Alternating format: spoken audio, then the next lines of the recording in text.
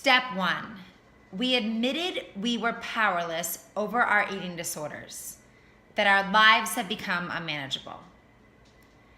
So by coming to these recordings, by joining EDA meetings online, in person, there's an admission, right, to someone outside of ourselves that we were powerless over eating disorders and that things had become unmanageable. And I think that that sentence for me had a little bit of a sting to it the first time, because I was like, powerless. Well, I want to be powerful. I don't want to be powerless. But when they talk about, the key point is not about being powerless in the overall context of our lives, but about having insufficient power to overcome our eating disorders specifically, that made a lot of sense. Like it hit home to me, because it was like, okay, like, yeah, I can have power in my job. I can have power with my kids. I can have power sitting at a computer. I can have power in the shower, not to make that rhyme. But, you know, like, there's some things that we just are powerless over. Like, I'm powerless over the fact that it rained on Saturday and wanted it to be sunny. I'm powerless over the fact that, I can't tell the sun when to set and when to wake up. So there are certain things that we don't have to have omnipresent power over. Well, and I think the other thing with step 1 here is this is the first step. Like, you might not be here yet. This means step 1, this is what we're working on. We're working on acknowledging that we are powerless to our eating disorder. We are working on coming to terms with that. We are recognizing that our lives have become unmanageable, because I know for me, I didn't come to EDA necessarily acknowledging how bad it was. And I think that's a shared experience for a lot of people, that until you start reading this and until you start looking closely at your life and your experience, that you realize that it's become unmanageable. I think a lot of times we're powering through and think we got it all, and that's why this step, step 1 means let's recognize this. Let's work on this. Let's come to terms with this. Thing. Yeah. Not like, okay, you're here, now we're going to go to the next point. Like, it's okay to sit in this for a little bit. And I think that's an important point to make. I think admitting it is sometimes, like, I feel like there should be like a step pre-one, right? Like thinking about it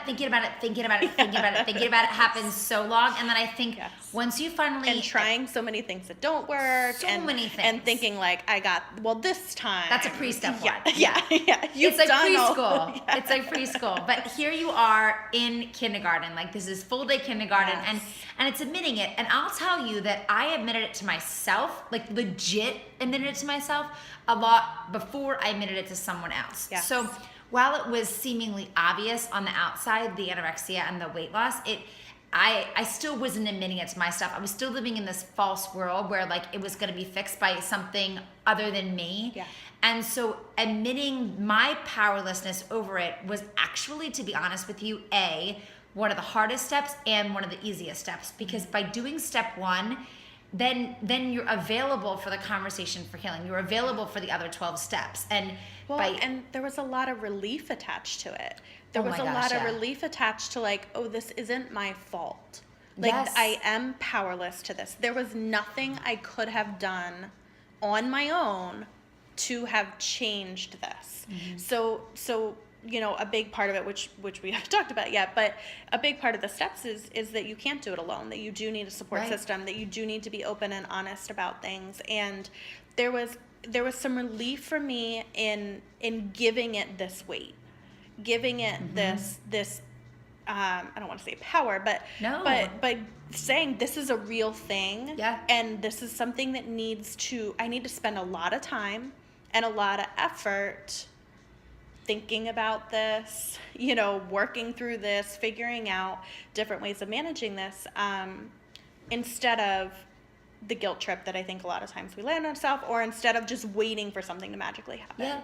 Well, and it's I hate to connect it to this, but I have a dear friend who's going through breast cancer treatment, and you're not going to wait in that pre-step to admit that you found something on your body that shouldn't be there. That sounds kind of weird, but you know what I mean? Like you wouldn't, you admit that you're powerless over that. Like we are powerless over the horrible, horrible situations with cancer. Like we are powerless over that. And it's the exact same thing. And so admitting that is, although some people do go into that denial phase. True. and wish for the miracle, or instead of approaching it head on, or you know, instead of seeking treatment right away, maybe it'll go away, maybe it's not what I think, and we know in those situations that the cancer might spread, or that it may get worse, that addressing it head on. And I think that is much the same as eating disorders, that the longer we let that thought process, you know, the longer we let that become a part of us, the harder it's going to be to get out of it. I think so too. I think that so the reason why the founders of AA chose to use the word powerless for step one was that it enables us to take us to the place to find the power to recover. So it doesn't say helpless. It doesn't say insufficient, powerless. It's kind of like, okay, so it's 2017. It's kind of like I'm just finding a charger for my phone. Like, you know, if the phone is ourselves, like the phone is sufficient. It just doesn't have power. You know, it needs a charge. And so by admitting it's bringing power actually into us versus staying without power. And just like after a good storm, you know, you need to reset like all the clocks and stuff. It just admitting, okay, I need power. I just need the lights on. Yeah. It's not that, and the way that we have power is by admitting we don't have it. Like, the electric company wouldn't be able to come to our home and know we don't have power unless we called them. Yeah. And so it's a call, it's a willingness to ask for it. And so it's not, I want to be honest and say that it's not about being insufficient or helpless, because those words, for me at least, have a sting of shame. I think powerless, it's a functional thing. Like we just are powerless. We just need a charge. We just need a charger. Yeah. You I know? love that. Yeah. It's a lot of sense. It takes some of the sting away. And the other thing to think about is unmanageability of lives. Like I, for so long, thought I got this. And I look back now, like I can sit here and reflect on some things that I did, wow, like in my heyday, and it's like, really? Like I thought that was manageable. It was completely out of control. While it seemed to be in control, that extreme control was completely out of control. Ridiculously out of control. Yeah. And so I think that unmanageability piece speaks a lot to me. It also speaks a lot to me to think about the hours spent on the eating disorder and the lack of manageability with that, right? Like it's just how do you manage life? Your life down the drain. Hours. Hours. Yeah. And so admitting that my thinking had literally become unmanageable because it consumed that was a huge step. And I think it's just saying that it's, despite everything we've tried, all that preschool, if you will, step one is an admission of defeat, and it is. And although it's like in a soccer game, right? Like there are winners and there are losers. But if there wasn't a winner, there wouldn't be a loser. And if there wasn't a loser, there wouldn't be a winner. And so my point is that both of those things need each other. And so yes, it's defeat, but with that comes a possibility of something else. And it just basically, you know, we can't do this on our own. We can't. It's unmanageable on our own, and we have to admit that we need outside support. And so it's the remaining steps that come after step one show us how by reaching out and opening our arms up and saying, you know, by literally opening the door and unlocking the door, we're allowing all kinds of possibility to come in. And I will say that step one has to happen for me at least pretty much all the time, because in order to take the remainder of the steps, I had to keep reminding myself I can't do it on my own, because I could shut the book, if you will, like literally and figuratively at step two, but I had to come back and realize that I am powerless and that it's not manageable on my own. Yeah. And I wanted to make that point as well, that you said that like this, even if you, and we kind of made that point in the intro, but like, even if you feel like you haven't completely accomplished that, even if, you know, I think there's always something in the back of our head saying like, it's not that bad. we're okay. Do I really need it? Well, I'm not as bad as, or, it's not as bad as it was. So do I really need this? And I think such a huge piece of this is just show up. Just read it, just listen, just meet, and you're gonna get something out of it just for showing up. Yeah. Well, and even if you don't admit it to a group, even if you don't admit it to an online group, even if you don't admit it to the closest person in your home, just take step one with yourself. Right. I mean, honestly, step one of step one. Step one of step one. I mean, you don't have to admit it to anyone other than yourself. No. But honestly, by beginning that work, that will take you to step one. And then maybe the next time you take step one, it will be to someone outside of you. Maybe you take step one 100 times before you even go to somebody else. Yeah. That's a step in the right direction. Exactly. Yeah. Instead of going the other way. And so it's just taking a step. And be encouraged that you want to just kind of keep cycling through and moving with the steps. Don't stay on any one step for too long, and don't rush through a step. Give each step its time. Some of the steps will give you specific times, but I think with step one, just take that step with yourself and just make that your first step. Yeah. Close your eyes. I'm thinking about a swimming pool because we just opened our pool, and dive in with both feet. The water may or may not be cold, but just take a dive. Take a dive and let that dive be with yourself if that feels best, and then keep going. Keep pressing through and pressing through. Yeah. Do we have any homework for this one? We do have some homework. So here's the homework for this one. Make an eating disorder log, which is a history of your eating disorder. When the thoughts and behaviors started, the different manifestations and progression, and anything else that seems to tie into the eating disorder, such as what led you to pause or get worse.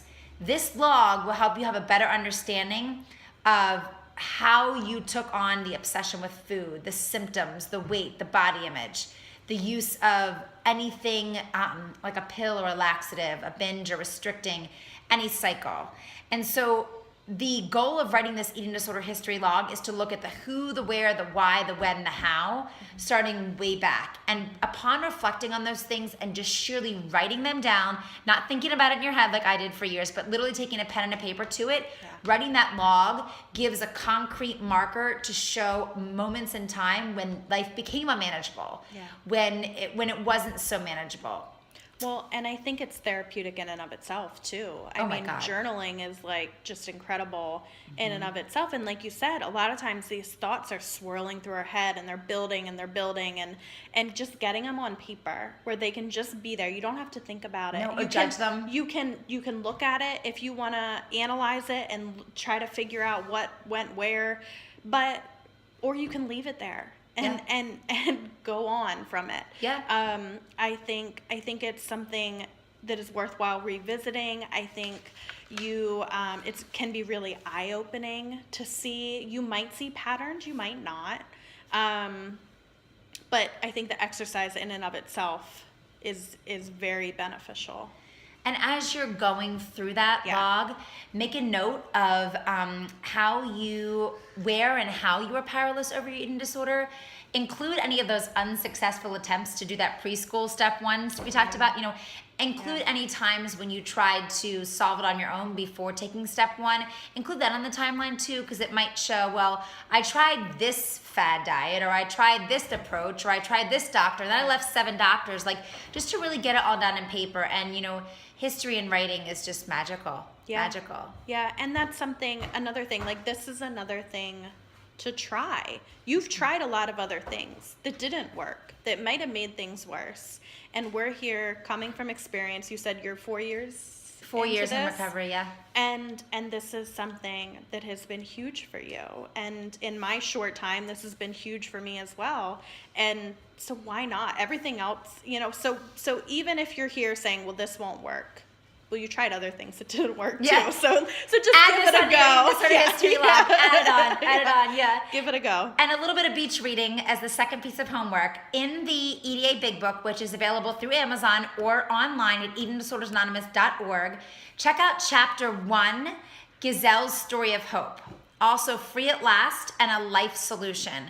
Those are found again in the EDA Big Book online and in the book and in the actual hard copy itself.